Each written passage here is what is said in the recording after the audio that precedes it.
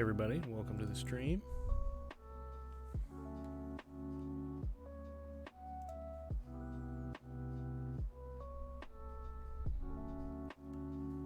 Hope the music's not too bad. This is Land Creation's first stream. So welcome, whether you're watching it live or not. We're going to do some world building today and probably work on some maps and stuff. That's something that I find is a passion for myself. I like to do that. That's what we're going to be doing today. You may hear the dog bark. She's right here at my feet. You may hear my wife making jokes and things like that, but I'm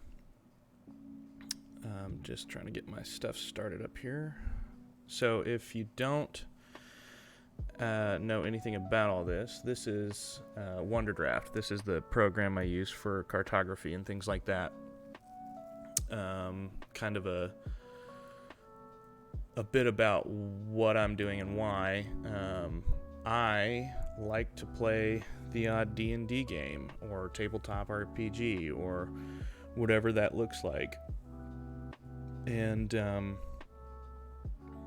so when I do that, I like to, for me, I don't like to start, minute details. I like to have a very fleshed out world, and that's probably not the way that most people like to do it and the way that most people try to do it. But for me, part of playing D&D is to be able to be immersed in a world that has history. I love our history of our world, and all that comes within that, to learn about it and to hear about it and to share that in stories. I think that's something that's special. And so what I'm going to be doing today is just trying to see if there's any interest in doing any of this stuff, because we launched our YouTube channel, Land Creations, which is going to have all kinds of different content on it. It's going to be a mishmash of all kinds of different content creators and all kinds of different stuff going on.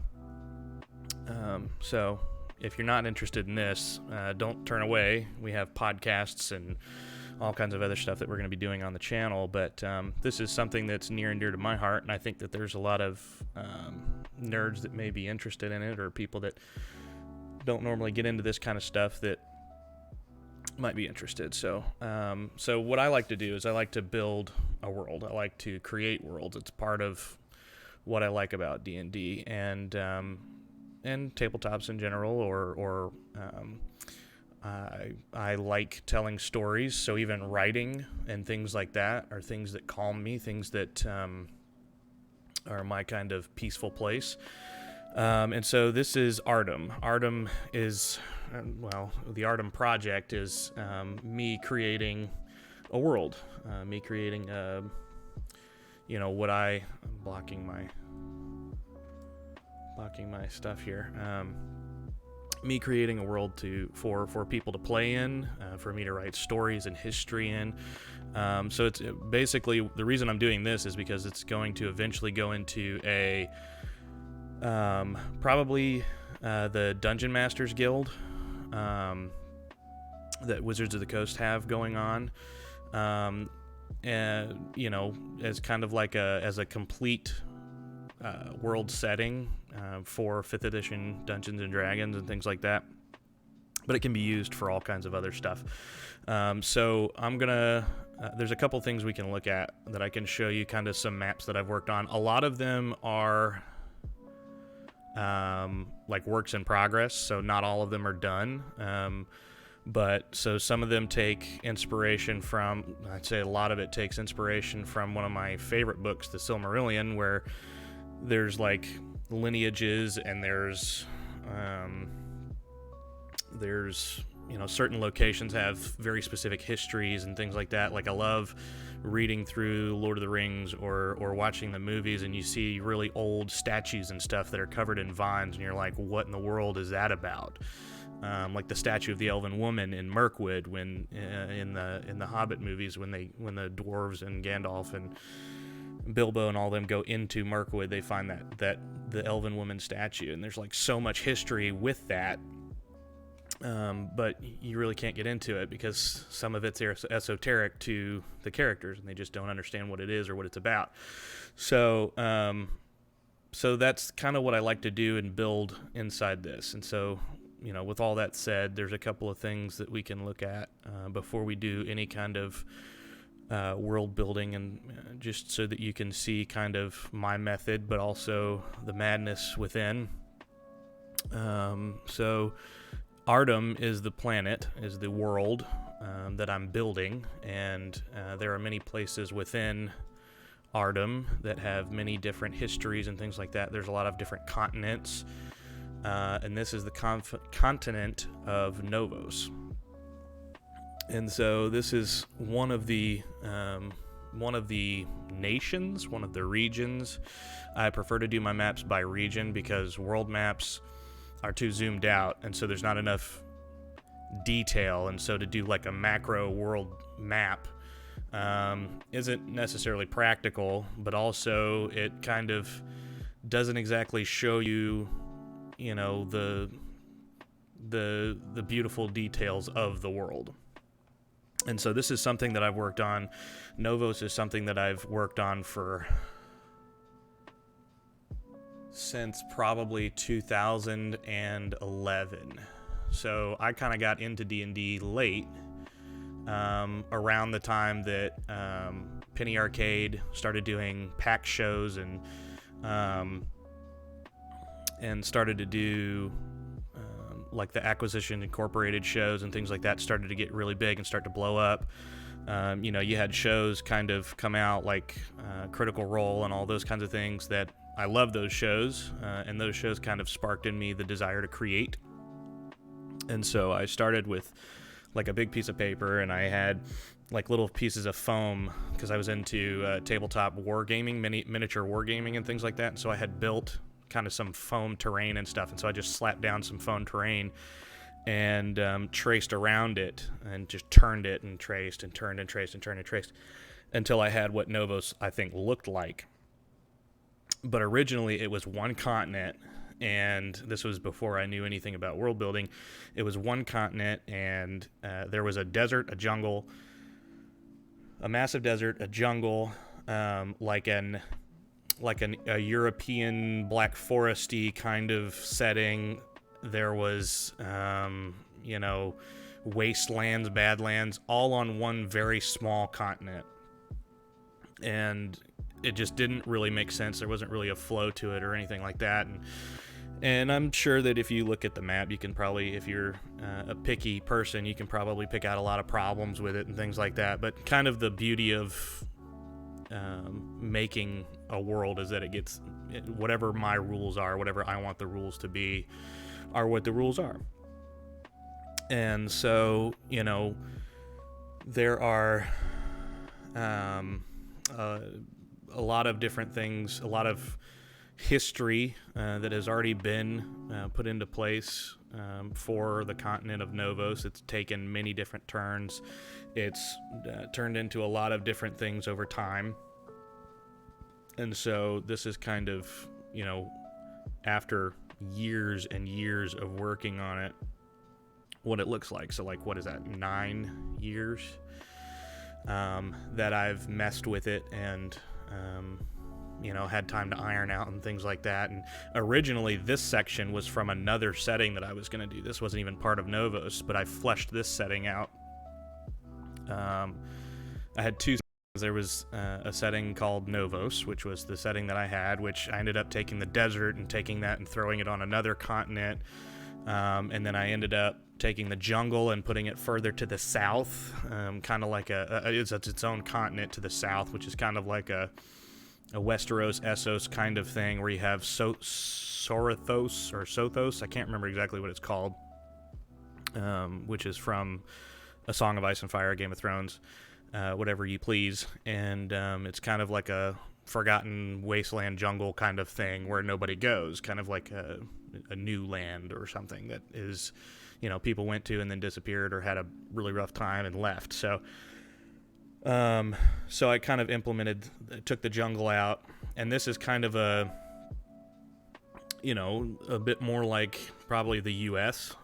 This is probably the region, I would say, on the east coast of like North Carolina, Virginia-ish kind of climates and things like that. The further south you go from Landmark Vale, which is this region, the further south you go into the Enchanted Forest area, and that's probably more like a Louisiana Southern Cajun climate, not necessarily a feel, but a climate for sure. You have some mountain ranges to the west of this coastland and all that kind of stuff.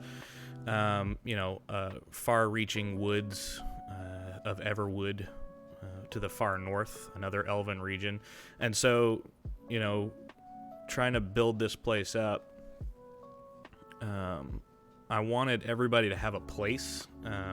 I think in Faerun there are certain places like that, which is the Forgotten Realms, which is kind of like the official D&D setting. But the waters kind of got a little muddy there.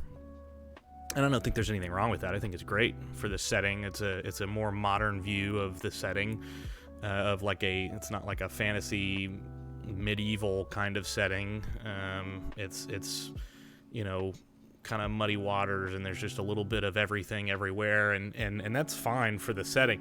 But for this setting, I wanted there to be kind of some lines between who was where, and not to separate people, because I don't think that's not a very good or healthy way of looking at it. But I wanted, at least for for certain regions, to have like their own space. And so Landmark Vale is kind of one of the main places where humankind still reign on Novos.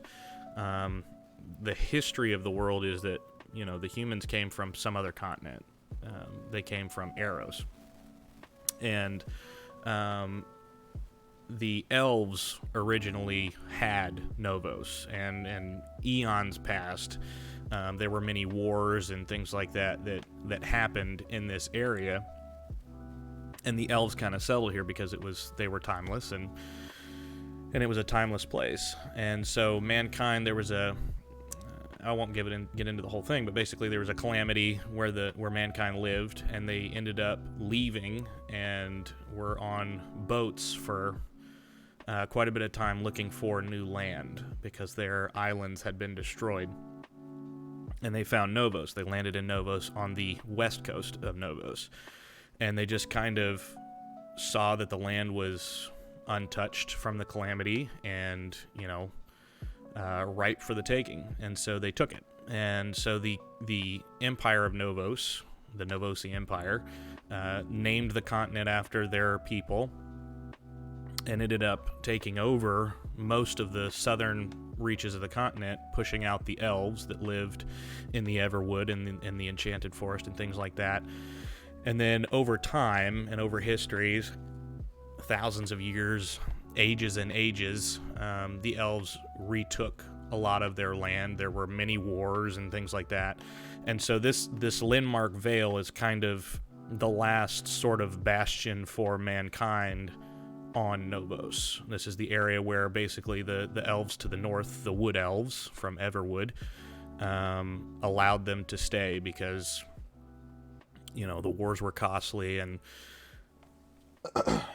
so they kind of kept their area, they keep to themselves, and there's like an invisible line up here near Red Rock, and mankind knows not to cross territory because that is the elves. And then far to the south, the Enchanted Forest used to be another such bastion for mankind, and the elves fought a war to take over that place back. And so there's kind of elves all around, but you have the high elves down here to the south in the Enchanted Forest, which I gave them some elven names, so you'll see some elven names throughout, but It's basically just stuff I ripped off from Tolkien, which is Tolkien's Elvish. So like Quenya and what's the other one? Sylvan? Is it Sylvan? Could be Sylvan. Anyway, so that's kind of where all of that is. And so these are just maps that I create. I like to put a lot of detail into them.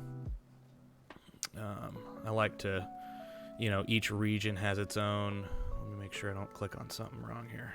Is that the dragging thing? Nope, that's the dragging thing. Okay. So there's a lot of things, there's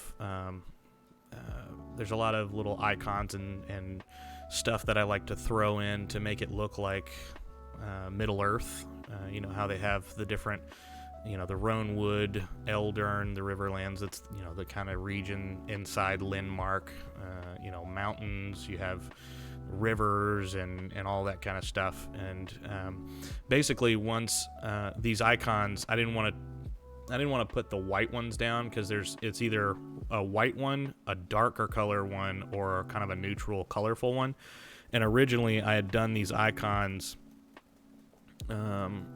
colorful so that they could have a little bit of contrast so it's not just white. And eventually I throw a whole, bring this over. Eventually I put a filter on it, slate filter, so that I can change what it looks like.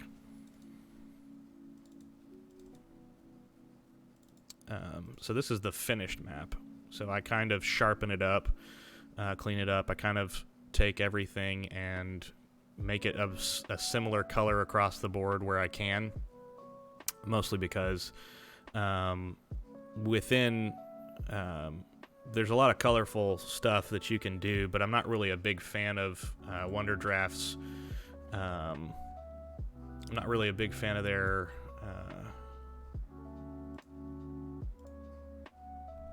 what am I doing here? There we go. I'm not really a big fan of their color shaders, kind of their brushes that they have.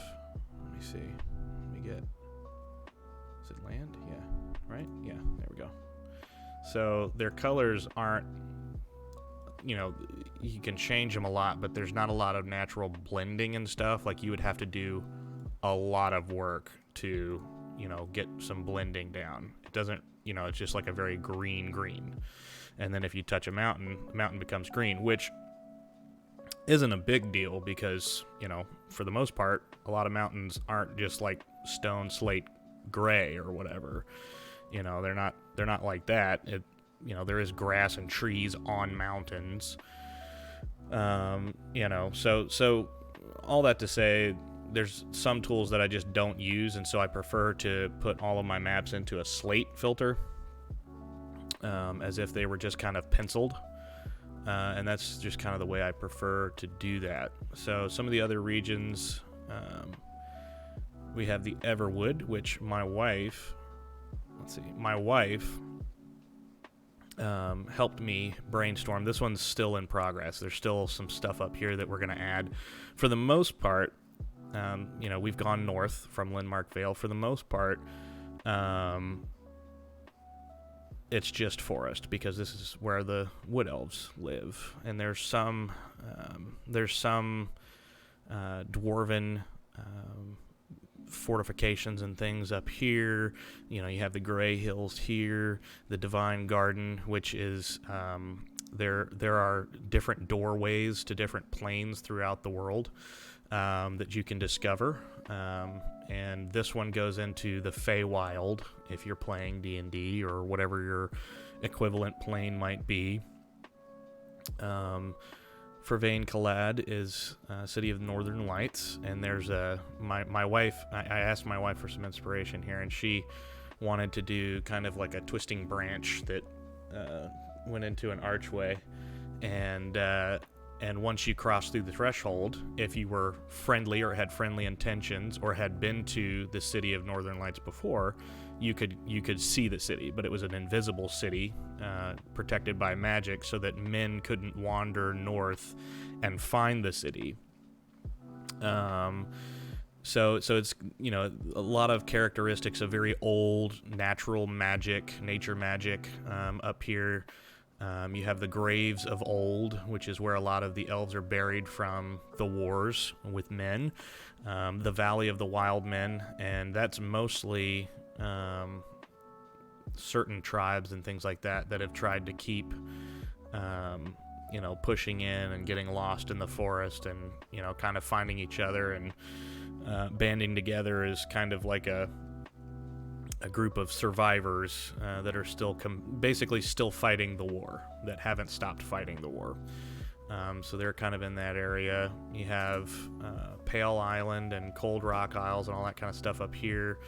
This is the far north. You have the Frozen Sea. Everything has like an elven name, or what the elves call it, which is some of it's Tolkien Elvish, some of it's just stolen from Tolkien Elvish, or just crap that I made up, like Telthalas. That's something I stole from Quel'Thalas, which is from World of Warcraft and all that kind of stuff. So there's a lot of different names that you'll see that sound like other things, but some of it was like, I wanted these to be the Cold Rock Isles, so I went to the Elven dictionary for Tolkien, and I typed in cold and rock and got Nim Tol, so Nim Tol Islands. Mitharnir is the Pale Island. Well, that's stolen from the Pale Wanderer, which is Mithrandir, which is what they call Gandalf. So there's a lot of different like stuff I stole in here, which is okay. But yeah, this is kind of that northern region where the elves are. There's Bruin Balador, which is the area of the Enchanted Forest, and this is south of Linmark, where you have the High Fells here, which is a bunch of cliffs and crags, and then it goes into the valley. And this valley, it was once kind of a bastion for mankind, where sorry, my phone went off. Where mankind used to explore, and they built the city of Ilium and Havenport and the crossroads here, and they really settled this area. And then there's islands out here to the Eternal Islands out here, where basically as men moved in from the west, they pushed the elves towards the islands. And then when mankind kind of fell, when the Novosi Empire fell, mankind was really weak in the area, and so the elves came back in and took the area back. Because Bruin Balador, basically, in actual Tolkien's Elvish, I think it means something like home or reclaimed home or something like that, or as close as I could get it on the Tolkien's Elvish. So that's basically what, in this world, what the Elven means is reclaimed home. So that's Bruin Balador. There's a couple areas that I haven't mapped out yet to the west, because there's still some things that, like this is a blank slate that I'm trying to work on, which is further, it's the southwest. It's called the Dragon Waste. It's something that I'm working on, kind of wanted to workshop it. There's this massive river that kind of flows all the way through it. A lot of wars happened in here. There's a volcano over here somewhere, and basically when the Novosi Empire got stretched too far and they were too vast, basically there was a civil war, and during that civil war a lot of battles were fought in here, and a volcano exploded and a massive red dragon came out and basically tore this place to pieces. So this used to be a thriving forest land, part of the Enchanted Forest. So there's a lot of history here that I haven't been able to flesh it out. Not the history. A lot of the history's fleshed out already. But there's a lot of map work or cartography that I still need to do here. One of my favorite places is the Thundering Plains. The Thundering Plains is west of Linmark. So Linmark's out this way, directly to the east. So there's a lot of, you can see kind of the transformation of mapping, where the maps are very simple. Those are maps that I did a long time ago as I was kind of getting used to all of this. And then you have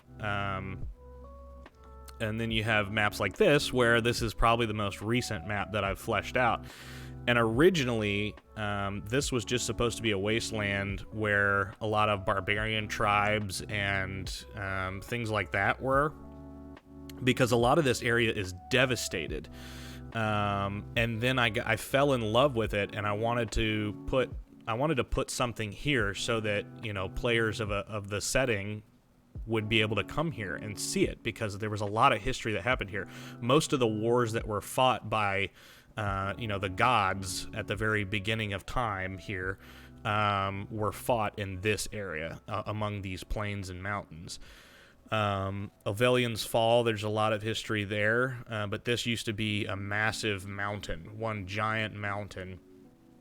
And when the sort of antagonist deity, I guess, fell from on high, so to speak, he landed here, and that's why they call it the Suffering Kaldar, because it changed the face of the Thundering Plains, and it's why they call the Thundering Plains, except for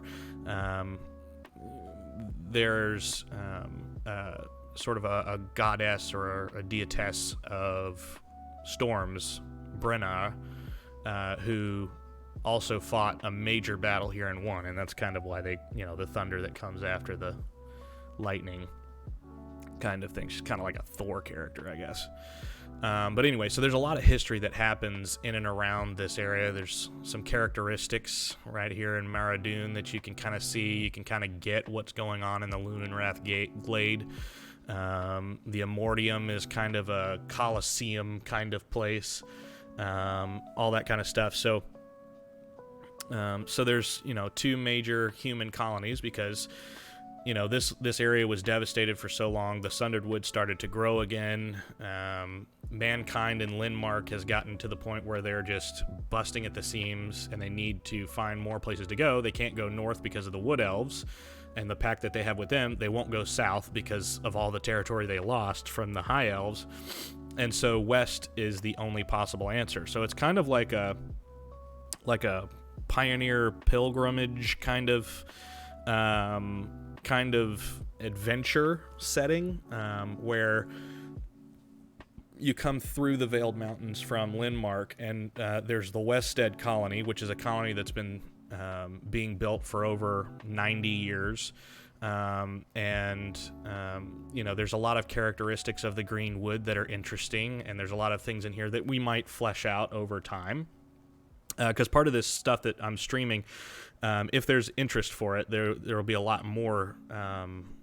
There will be a lot more streams on it and that kind of thing. So, and there may not be a lot of people live right now. I just want to go live because it's the easiest way, and I don't have to edit the videos, basically.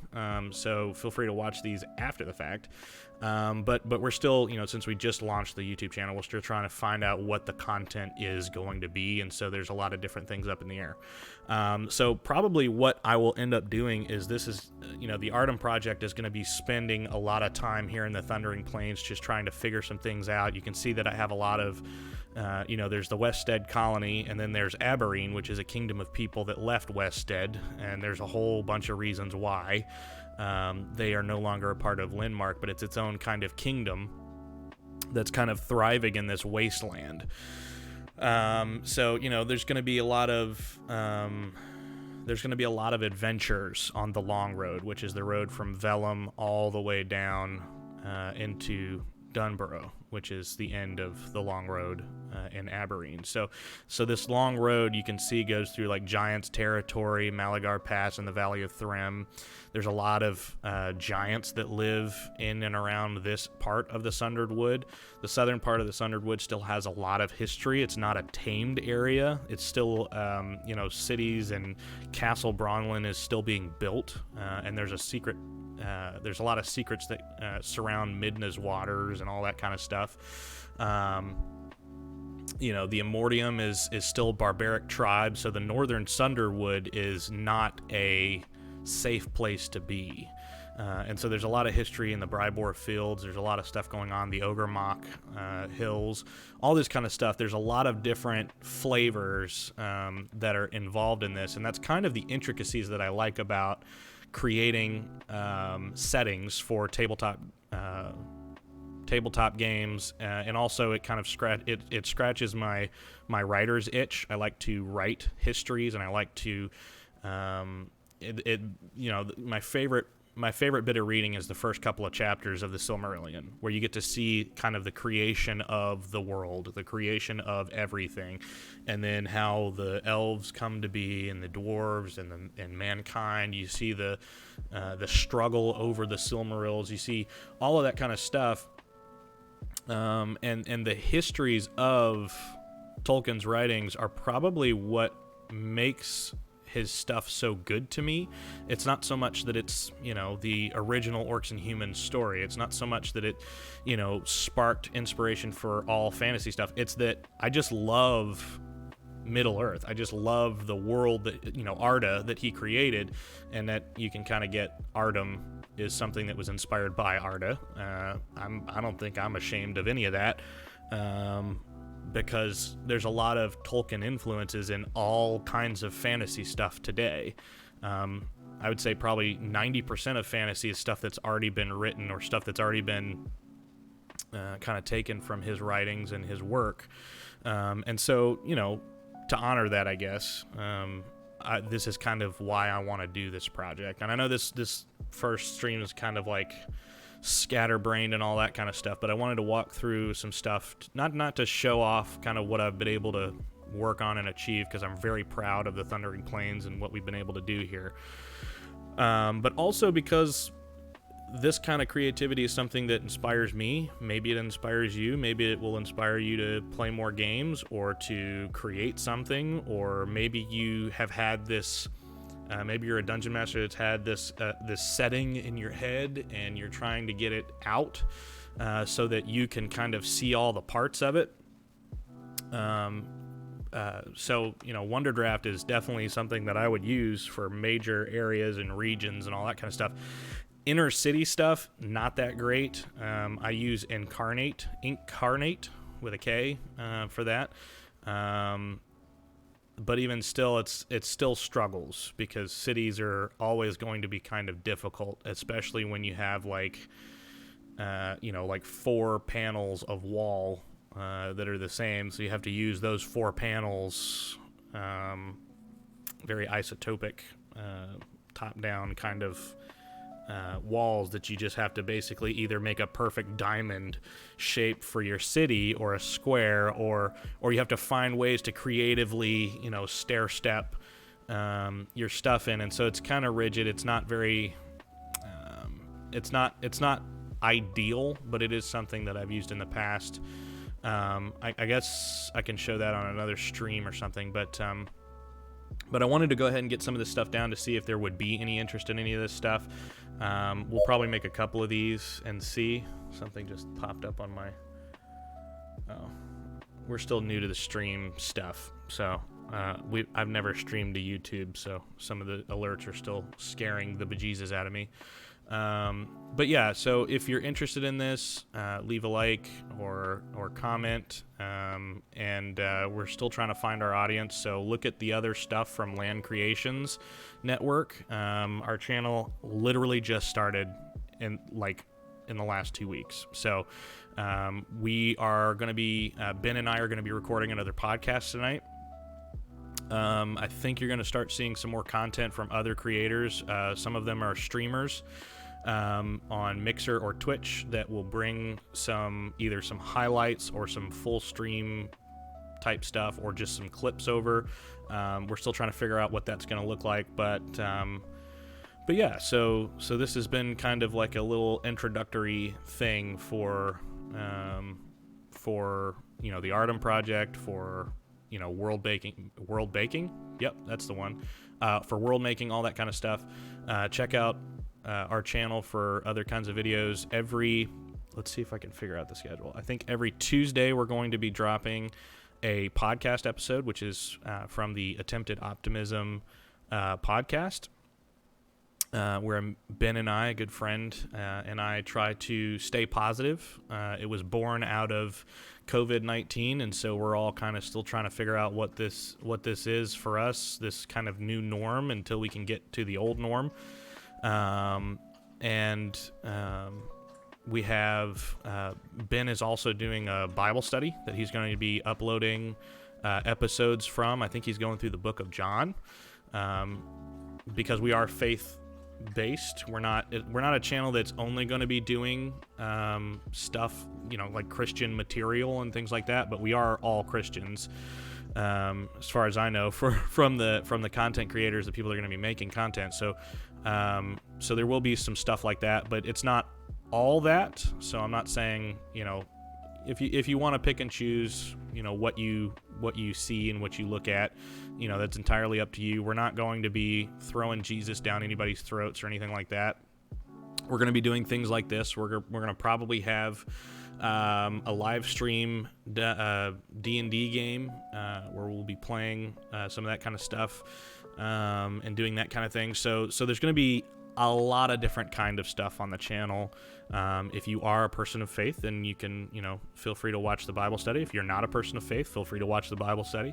I know a lot of people that are atheists that still like to stay informed, at least to an extent of making an argument, or that they are curious enough to see what's going on there. And I think Ben's Bible study is going to be really good, whether you are a faith-based person, whether you're a believer or not, if that's the easiest way to put that. So yeah, that'll go up on Wednesdays, and then on, see if I get this right, Fridays, we're going to be doing another show that might drop this week. It just depends on what we're able to record. We're going to be recording the podcast tonight, Sunday night, and maybe Operation Optimism. We might just do some Apex Legends because we've been playing duos, Ben and I, and it's been a lot of fun.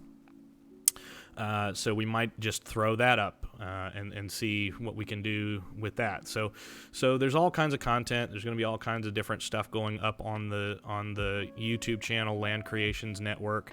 So check us out. Throw a like on the video. Feel free to comment and let me know this thing was a hot mess. I don't know if this thing's been dropping frames the whole time or what. I think my computer can handle it, but I guess we'll see. So let me know what you think, and we'll see you next time.